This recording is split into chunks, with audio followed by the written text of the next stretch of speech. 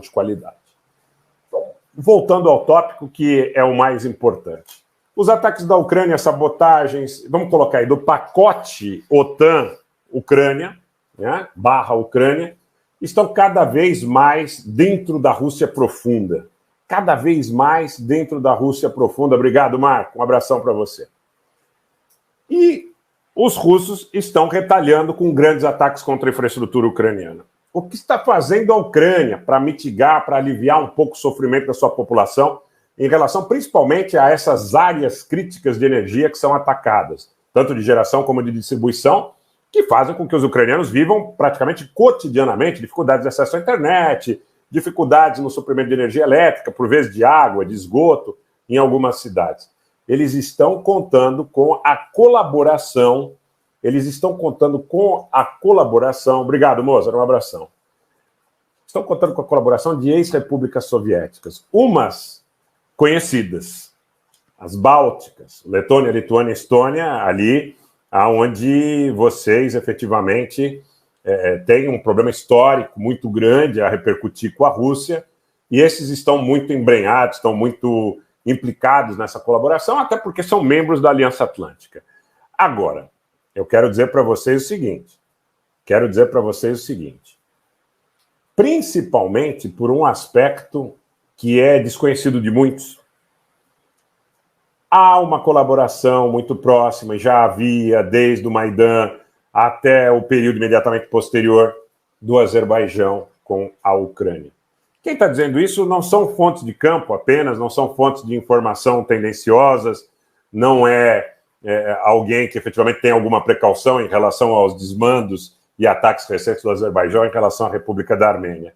O que está acontecendo, na realidade, é repercutido até pela CNN.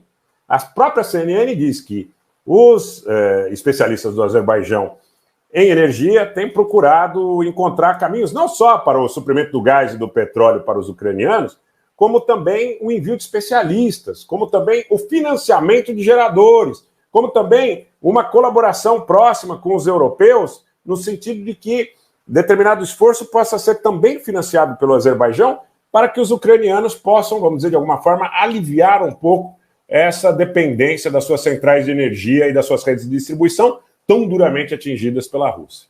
Tá? Então, gente, eu quero dizer para vocês o seguinte, neste momento, a coisa tende a um agravamento. Nós tivemos um determinado momento em que não havia possibilidade de iniciativa de nenhuma das partes de forma mais marcante, havia um certo impasse, uma solução de continuidade. Agora, o que está acontecendo? Um abração, Léo. Agora, o que está acontecendo? Cada vez mais os ataques contra a Rússia são profundos. São operações de sabotagem, de inteligência, com drones, com mísseis. E eu quero colocar, inclusive, para corroborar esta tese, a fala, nesse momento, do secretário de Defesa dos Estados Unidos, do Lloyd Austin, que disse, minutos atrás, poucos minutos antes da gente começar a live, que os Estados Unidos não estariam impedindo a Ucrânia de desenvolver capacidades de ataque de longo alcance, sugerindo que os Estados Unidos, de forma tácita, permitam, se não forneçam, há rumores de que eles teriam até modificado de forma informal, né, de forma secreta, o alcance dos HIMARS que estão sendo entregues à Ucrânia. Mas a fala formal, agora há pouco, os Estados Unidos não estão trabalhando para impedir que a Ucrânia desenvolva capacidades de ataque de longo alcance. Essa é a fala formal do Lloyd Austin.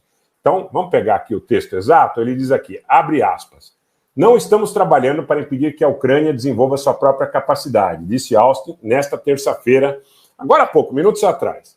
Os comentários foram feitos depois que um alto funcionário do Departamento de Estado dos Estados Unidos sugeriu que os ucranianos estavam por trás dos recentes ataques de drones em 2 bases na Rússia profunda e acusou diretamente o presidente russo Putin de atacar a Ucrânia visando a sua população civil no que diz respeito aí à destruição da infraestrutura.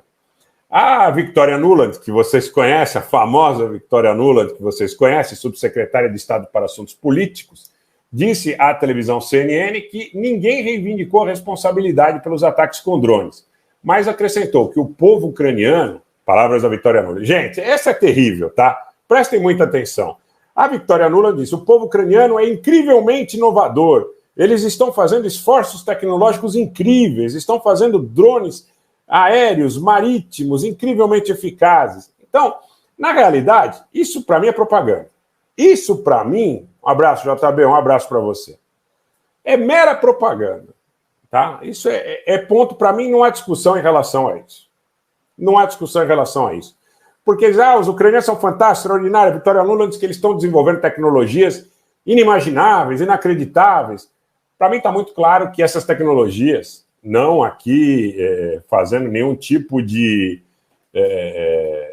não fazendo aqui nenhum tipo de esforço para subestimar, não é, nenhum tipo de situação em relação aí às capacidades dos ucranianos. Mas, na realidade, esses armamentos são fornecidos pela OTAN. E quando não são fornecidos, são financiados por aliados da OTAN, Arábia Saudita, Azerbaijão, Emirados do Golfo.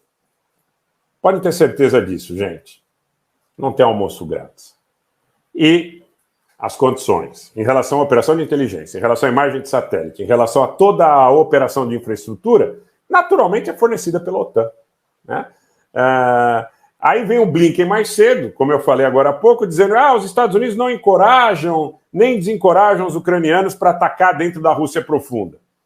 Vem o Lloyd Austin e junto com os australianos, diz o seguinte: olha, eu não tenho nada contra nem a favor a ataques dentro da Rússia profunda. Tudo isso que vocês estão assistindo, na realidade, é retórica. É retórica.